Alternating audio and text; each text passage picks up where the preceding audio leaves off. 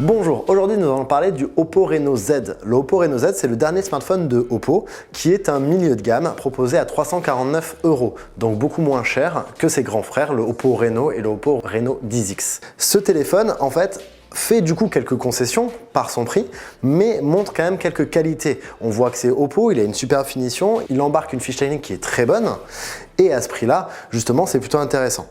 Globalement, on a un bel écran, il fait 6,4 pouces, il est OLED, il est bien calibré, on a une connectique jack en dessous qui est plutôt bonne, on a une super autonomie, on a un capteur 48 mégapixels à l'arrière qui fait de bonnes photos, on a des performances qui sont plutôt bonnes, sauf côté jeu, c'est une puce Helio P90 épaulée de 4 Go de RAM qui est bonne pour le multitâche, mais côté jeu va être un peu limitée.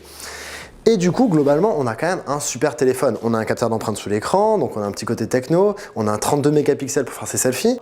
Mais le problème, finalement, de ce Oppo Reno Z, ce n'est pas tant ce qu'il propose, mais en fait, c'est sa concurrence. Il prend 4 étoiles à 350 €, c'est très bien, mais en fait, on a des téléphones en face qui font peut-être un peu mieux, qui sont un peu plus originaux. On a le Mi 9T avec sa caméra escamotable, son ultra grand angle et son zoom x2 à l'arrière. On a le Google Pixel 3a qui lui est une référence en photo. On a le View 20 avec son écran poinçonnable. On a du coup des téléphones qui sont un peu plus sympas, un peu plus originaux et tout aussi complets en fait. Donc finalement, on vous conseille plutôt de se tourner vers eux plutôt que sur Oppo Reno Z qui est un peu plus classique.